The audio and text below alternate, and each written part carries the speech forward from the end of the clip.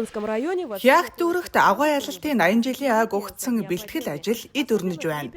Ялангуяа Наушк тосгоны сургуулийнхан энэ ойд онцгойлон хүндэтгэлтэй ханддаг. Энд хүүхдүүдэд бага наснаас нь эх орно хайрлах сэтгэлийг төлөвшүүлдэг байна. Тус сургуулийн патриот нэртэй кадет клубт сурагчид 3 дугаар ангиасаа эхлэн цэргийн ур чадварыг эзэмшиж түүнийгээ дээд түвшний зочдын өмнө үзүүлэн харууллаа. Нөхөр ахлах тэсгчид илтгэн 3 дугаар салааны өглөөний үслийг кадет Шелихов хийлээ.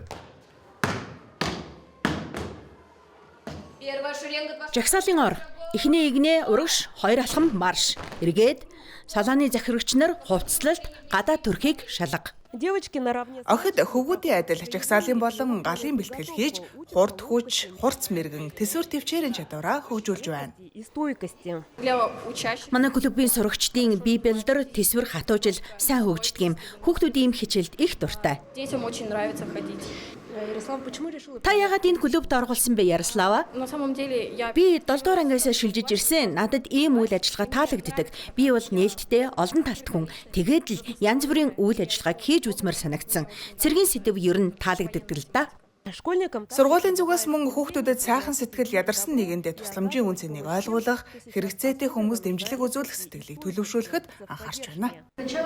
Манай сургууль ялалтын 80 жилийн ойтой холбоотой бүх үйл ажиллагаанд идэвхтэй оролцдог. Бид хандивын үзэсгэлэн худалдаа зохион байгуулж, ахмадуудад илгээмж цуглуулдаг. Бид сургуулийн талбайгаар зогсохгүй цэнгэлдэх цэцэрлэг клубуудын талбайг хүртэл цэвэрлэж тусалдаг шүү. Хягтүрэгт ялалтын 80 жилийн ойд зориулсан бэлтгэлийг өнгөрсөн оноос эхлүүлсэн. Энэхүү арга хэмжээнд нутгийн иргэд нас гаргалзахгүйгээр бүгд оролцож байна. Бид дурсамжийн зуул, Георгиевийн тууз, эр зоргийн хичээл гээд төрөл бүрийн арга хэмжээ зохион байгуулж байна. Энэ нь нийгмийг нэгтгэж, өсвөр үеийнхэнд энэ түүхийн үн цэнийг ойлгуулан, агуй ялалтыг ямар их үнээр авчирсныг харуулж өгдөг.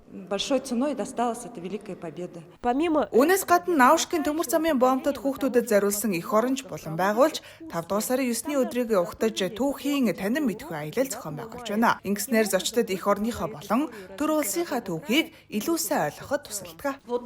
Бидний хийж байгаа энэ үйл ажиллагаа бол эх оронч иргэдийг төлөвшүүлэхэд чиглэсэн ажил юм. Хүмүүс ямар оронд амьдарч байгаагаа ухамсарлаж, өвөг дээдсийнхэн тэмцэж авчирсан үнэт зүйлсийг хамгаалж чаддаг байгаасэ гэж хүсэж байна. Сегодня патриотическое воспитание в приоритете по всей стране. Валентина Цыбикова, Даша Чедопов, Новости дня.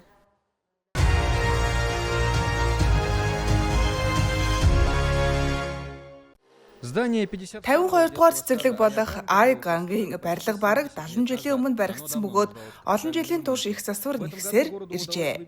Энэ жил хотын удирдлага засварын ажил зориулан санхүүжилт гаргуулж чадсан бөгөөд одоо энд бүтээн байгуулалтын ажил эрчимтэй өрнөж байна. Эхний ээлжинд барилгын фасадыг дулгаалж дараа нь өнгөлгөөний ажилд орно. Энэ нь илүү гүн өнгө юм аа. Бордоо юм уу та? Энэ арай хөнгөн, надад бол алтлаг өнгө илүү таалагдж байна. Баяр баясгалан нар. Нэрээ манай хүүхдүүд чинь баяр баясгалан нар шүү дээ. Дотгошоо орж үзвэл энд ч мөн бүтээн байгуулалтын ажил эд өрнөж байна. Гүйцэтгэгч байгууллага бараг буулгалтын ажлыг дуусгаад байгаа ба одоо 2 дугаар давхрын шалны ажил, нэг давхурт шалыг тэгшлэх ажлыг хийж байна. Суурийн хүчтгэл хийх үү? Үгүй ээ. Суурь нь гар өрөхгүй хэрэг үү? Үгүй ээ. Суурь нь мундаг юм байлээ. Угаасаа 1.50 м хантай. Асуудалгүй сайн юм байна. Суурнаас бусдыг нь янзалж байна. Суурийн ус зайлуулах хамгаалалт бий юу? Шинээр хийх үү? Хийнэ. Дээрээс нь үүдний эсэг хаалгыг нь бүрэн солино цонхнуудыг ч гэсэн. Тийм ээ тий. Барилгын ажилдаа зэрэгцэн ханны шавардлага, усан хангамж, дулаан хангамж, бохор усны шугам сүлжээний ухсралтай ажлыг хийж байна. Дээврийн ухсралтай ажил 40%-тай, фасадны ажил 30%-тай өгч байна. Үлдсэн ажлууд дээр ажилчид маань идэвхтэй ажиллаж байгаа. Одоогоор 35 хүн ажиллаж байгаа бөгөөд шаардлагатай бол нэмэлт мэргэжилтнүүдийг ажилд авна. Потребностями нас уже люди будут добавляться и добавляться. Бид их засварын хүрээнд явагдаж байгаа бүх ажлыг өдөр бүр хянаж, орлогч дарга нартайгаа хамт байнга талбай дээр ажиллаж байна. Гүйцэтгэгч байгууллагатай маш сайн уялдаа холбоотой ажиллаж байгаа. Тэдний ажлын хурд чанарт бид сэтгэл хангалуун байна. Также тут Мөн цэцэрлэгт хүүхдүүдэд зориулсан тоглоом, зугаа цэнгэлийн илүү их орон зай гаргах зорилгоор дахин төлөвлөлт хийх юм. Одоогоор 170 хүүхдийг ойролцоох бусад цэцэрлэгүүдэд төр байршуулжээ. Засварын ажлын хугацаанд бид хүүхдүүдийг ойролцоох цэцэрлэгүүдэд зохицуулан хуваарлаа. Нэг ч хүүхэд анхаарал халамжаас гадуур үлдээгүй. Гүйцэтгэгч маань найдвартай байгууллага. Манай бусад олон объектээр ажиллаж байсан туршлагатай. Бид тэдэнд итгэдэг бөгөөд ажлын хугацаанд нь өндөр чанартай дуусгана гэдэгт итгэлтэй байна. Хүүхдүүд маань дулаахан, гэрэлтэй, тохилог, орчин үеийн цэцэрлэгтэй болох юм аа. когда ремонт Засвар дуусны дараа энд шин тоног төхөөрөмж, тоглоом, тавилга худалдаа авч суйрлуулах бөгөөд хүүхдүүдэд бүх хэрэгцээтэй орчинд бүрдүүлсэн 5 тухтай шин цэцэрлэгийн хаалга нэгдэх юм аа. земли Бурятия.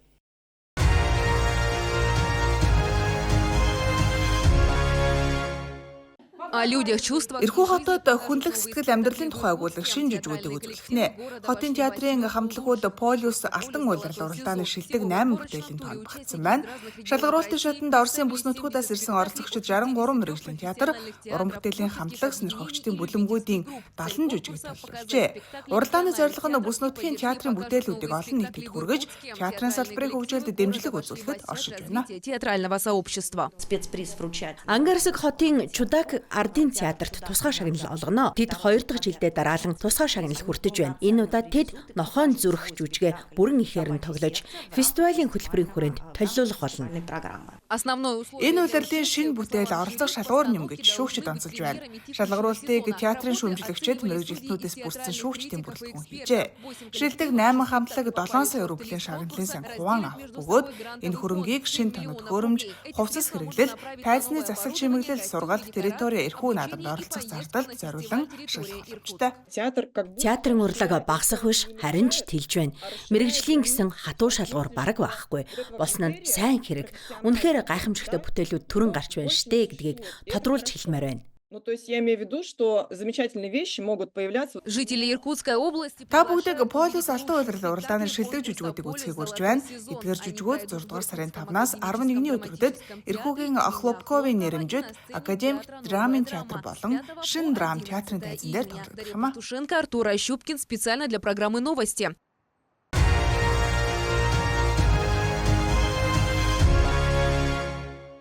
В локомотивном депо уже вовсю идет. Зүтгүүрийн депод 5 дугаар сарын 9-нд болох ялалтын баярын бэлтгэл ажил өрнөж байна. 1955 онд үйлдвэрлэгдсэн энэ нэр хүндтэй авраг галт тэрэг тун удахгүй дахин төмөр замдаа гарч Оросын хувьд хамгийн их утга учиртай баярын бэлэгдэл болох гэж байна. Агуу их орны дайны сүүлийн жилүүдэд алдарт инженер Лев Лебединский зохион бүтээсэн энэхүү хүчирхэг уурын галт тэрэг аль хэдийн ялалтын нэгэнд төрөх болжээ.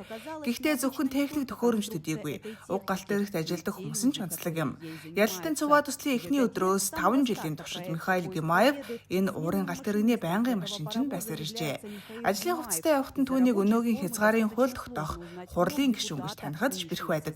Үндсэн мэргэжлийн машинист бөгөөд 5 дугаар сарын 9-ний өдөр Михаилийн хувьд халуун дулаан дурсамжаар дүүрэн өдөр юм. Михаила наполнена теплыми воспоминаниями. Мы с ребятами ехали на паровозе. Найзуудтайгаа уурын галт тэргээр явж байлаа. Гэтэл нэгэн тосхны эмээ өвөө гарч ирсэн юм. Өвөө нь эмээгээ түшиж, эмээ нь ялалтын улаан түгийг намруулан алхаж байсан. Энэ бол бусын удал шүү. Бяцхан тосхон шүү дээ. Унах шахсан хашаатай хуучны байшин. Бидний үхтэж байгаа нь тэр юм. Бид ч даллаж мэндэлсэн. Бид ямар ч суурин газар өртөөнд ойртсон уурын галт тэрэгний онцгой дуудахгүйгээр мэдлдэг юм. Энэ дуугаар юутэй ч андуур харахгүй. Хүмүүс бүгд гарч ирээд дахин дуудахгүйгээр дуургаач гэж гар дохдог шүү. Все машут такой жест показывают. Погудите нам. Масштаб. Ялалтын галт тэрэг төслийн цар хүрээ жил ирэх тусам тэлж байна. Энэ жил өвөр байгалийн хязгаарт нийт 16 өртөөгөр аялна. Өртөө бүрт оршин суугчдыг баярын концертын хөтөлбөр хүлээж байна. Всего в нашем Манай бүс нутагт 2 ширхэг ретро галт тэрэг аялах бөгөөд эхнийх нь Амур мужийн зүгээс хөдөлж 5 дугаар сарын 9-нд Жита хотод ирнэ. Энэ уурын галт тэрэг Петровск, Забайкальскаас Забайкальск хүртэл бүх нутгаар дайран өнгөрнө. сейчас команда Одоо алдарт Лебедянкагийн баг хамт олон тоног төхөөрөмжөөр шалгаж явах хэд ангийг мөн уурын зүхний арматур машинистийн бүхээгийг бэлтгэж байна. Техникийн ажил төдийгүй ойн жилийн онцгой төлөвлөгөөний дагуу галт тэргийн өнгө төрхийг бүрэн шинжилэхээр шийдсэн байна. Уурын галт тэрэгний түлш зөөврийн вагоны будалд ерөнхий чимэглэл дээр мэргэжлийн зураачид КСК дээр Маршал Жуковын хөрөг бүтээсэн уран бүтээлчид ажиллаж байгаа юм а.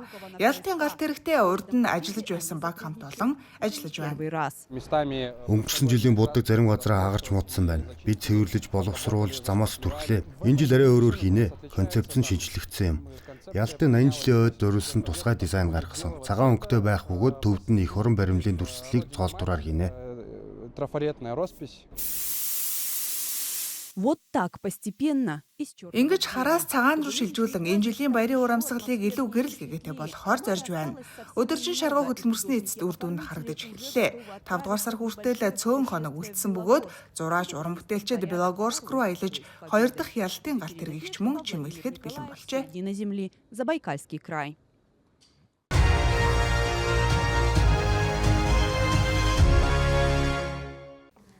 Ийм алдартай том хэмжээний бүтээлийг тайзнаа амьлуулахын тулд багийн бүх гишүүд асар их хүчин чармайлт гаргадаг бөгөөд гол үргийг ерөнхий балет мистер гүйцэтгэдэг байна. Шинэ бүтээл ямар онцлогтой болохыг Екатерина Тайшина тайлбарллаа. Одоо тоглох гэж байгаа энэхүү шинжилсэн бүтээл урдийнхаас өөр юм. Дэглэлт, тайз засал, гол санаа гэд бүгд шинжилсэн. Шинэлэг зүйлс бий. Тиймээс бид шинэ үзэгчдэд тэсэн ядан хүлээж байна. Сарьял Афанасьев бол 15 жилийн турш театрын тайзан дээр самар бутлагчийн дүрийг бүтээж ирсэн бүжигчин. Түүний хувьд энэ дүр зөвхөн уран бүтээлийн нэг хэсгээс зогсохгүй амьдралынх нь бэлэг тэмдэг болжээ. Энэ удаагийн шинэ тавилтад тэрбээр туршлагатай шинэ хувилбарын олон шинэ онцлогтой тулгарч байна. Бүжиг дэглэлт бүрэн өөрчлөгдсөн. Шинэ хөдөлгөөнүүд неоклассик элементүүд нэмэгдсэн. Гэхдээ үндсэн суурь нь сонгодог бүжиг хэвээрээ байгаа. Цөмөөхө балетад Дросельмейр бол эд шидэт үйл явдлуудын эхлэлийг тавигч олон талт дүр бөгөөд бүтээлийн гол түүхийг хөдөлгөдөг чухал дүр юм. Энэ жүжигт би нууцлаг Дросельмейрийн дүрийг бүтээж байна. Түүнийг шиддэг гэсэн ч болно. Жүжигийн үйл явдал Дросельмейрийн ярианаас өрнөж эхэлнэ. Энэ балет бол зүгээр нэг үлгэрийн үзүүлбэр биш. Пётр Чайковскийн сүр жавхланд хөгжим гайхамшиг тууцлалтууд, нарийн дэглэлт эд шидийн урамсгалыг төгс хослуулсан жинхэнэ сонгодог урлагийн бүтээл юм. Хүндэт Якутскотын иргэд зочдоо та бүхэн Якутын тайзнаа тоглогдох цөмөөхө балетын удаан хүлээлгсэн шинжилсэн нээлтийг үзэх алтан боломжийг бүү алдаарай.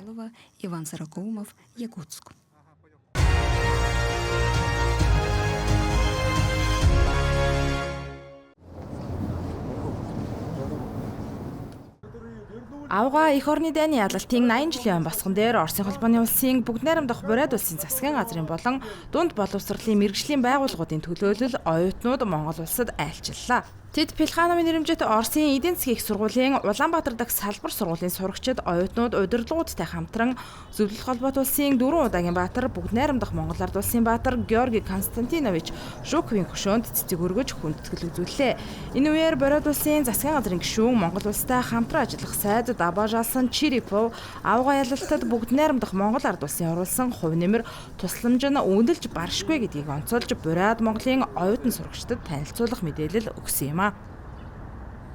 Монгол ахад үнэрлээ анх туран тусалж адуу мал эдхэ уух идэ хоол дулаан ховсов гэсэн байна.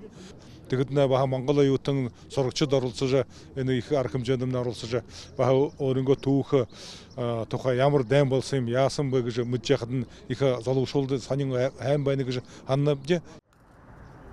Авга эх орны дайны ялалтын 80 жилийн ой хамтын ялалтаа тэмдэглэх Монгол Бурайдын хамтарсан арга хэмжээнүүдийн үргэлжлэл болж эх 5 дугаар сарын 9-нд Улаануд хотод болох Түүхэн айн баярын жагсаалд Монголын цэргүүд алхтан. 80 жилийн ойн зориулахад 5 сарын 8-ны 9-ны өдөрт эндээс олон 200-аад 250 хүн хойш очно Улаануд. Тэгээд агуу их ялалтын жагсаалд хаваадна. Тэгэдэ генералнуудаас горондаанууд холвоо засгай газраас хурлай газраас тэгээд тийм олон хүмүүс 200-аад гаруй хүн хойшоо айлшин болж марлах санаатай байна. Бүгд найрамдах Бурайд улсаас янз бүрийн мэргэжлэр суралцдаг 31 оюутан Монгол улсад иржээ. Бурайд Монголын хамтарсан авга эх орны дайны ялалтыг хүндэтгэх түүхэн үйл явдлыг үеийнхоочтой таниулах энэхүү арга хэмжээнд өвгдөөд сэхлүүлж биднэр үргэлжилсэн үйл хэргийг үргэлжлүүлэх залуу үеийг бэлтгэхэд тусалж байна хэмээн онцоллоо. В канун празднования 80-летия Великой Победы Авга ялалтын 80 жилийн түүхэн баярын өмнө бүгд найрамдах бурайд улсад Оросын бүх мужи улсад болж байгаатай адил арга хэмжээ зохион байгуулагдсаар байна. Бид бурайд улсын засгийн газрын тэргүүн Алексей Самбуевич Циденов болон боловсрол шинжилх ухааны сайд Валерий Анатольевич Поздняковын тушаалаар оюутнуудыг цуглуулж нөхөрсөх хөрш Монгол улсад ирлээ. Маршал Георгий Константинович Жуковын хөшөө болон зайсан толгой дахь зөвлөлтийн дайчдын хөшөөнд цэцэг өргөж хүндэтгэл үзүүллээ. Оюутан төлөөлөгчид маш сэтгэл хангалуун байна. Бид өчигдөр орой Улаанбаатар хотоор зугаалсан. Хот маш өргөжин тэлж өөрчлөгдсөн байна шүү. Евгений Павлов, Чанцалтулам, Ice Global.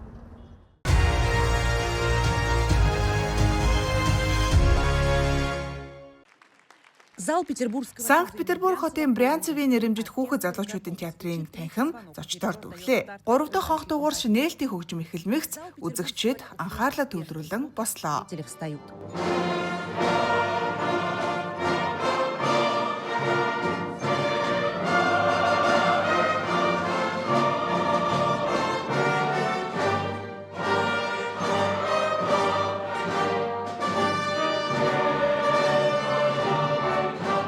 Хөгжмийн аялгау дуунууд дайны үеийн уур амьсгалыг зочдод мэдрүүллээ. Орос болон Хятад улсуудад агуу их хорны дайны ялалт, Японы төрөмгийллийн эсрэг хятадуудын тэмцлийн ялалтын 80 жилийн онцгой утга учиртай. Хоёр улс фашизм, милитаризмын эсрэг тэмцэлд гар цохирлыг амссан юм.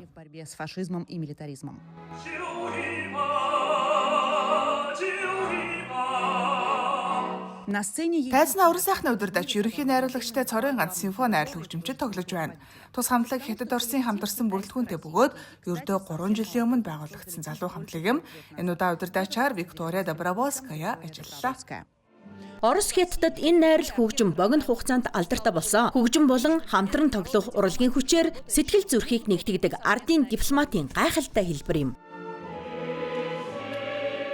Найрал хөгжмийн их шиг дор 2 хил дээр дайны үеийн дуу гიშгэлж, бүжгийн үзүүлбэрүүд дууг дагалдан өрнөнө.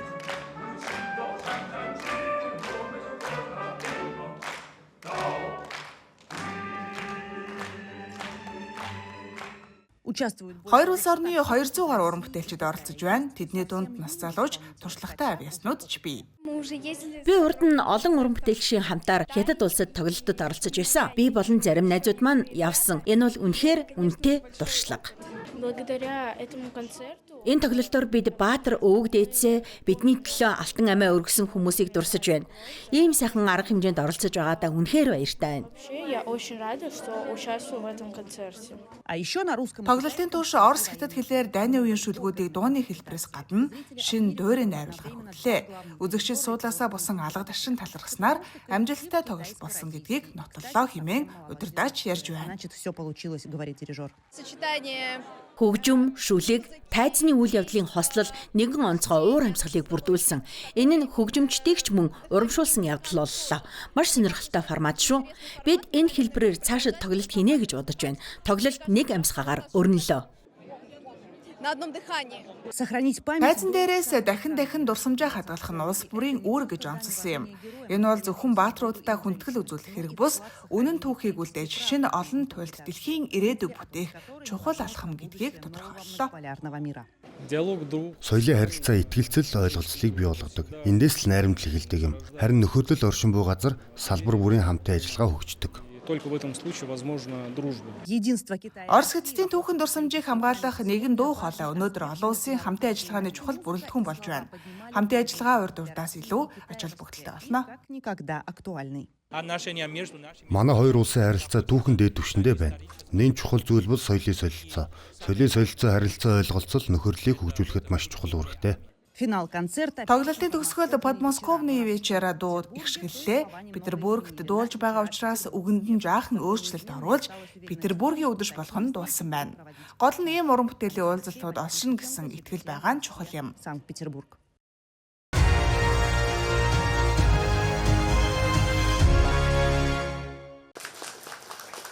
Энэ бол сансрын шинэ багийн гишүүд. Тус багийн захирагчин Чэндун бөгөөд бүгд найрамдагт дардуулсад алдартай хүн юм.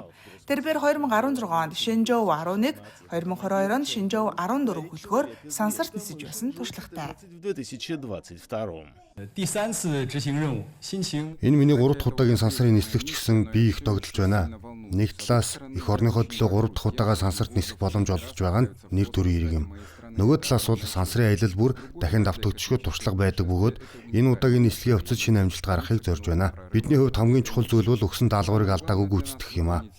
Мөн бас нэгэн чухал зорилт бол хоримтлуулсан туршлагаа хуваалцаж шинэ залуу гишүүдийг сансарт хурдан тасгахад нь туслах явдал юм. Туршлагатай захирагчийн хамт 40 настай Чэн Жүнжүү, 35 настай Бензэ нар анх удаага сансарт нисэж байна. Чэндун тэдний нислэг мартагдашгүй байх болно гэдэгт итгэлтэй байна. Чэн Жүнжүү бол манай багийн ахмад гишүүдийн нэг. Найдвартай, найрсаг хүн.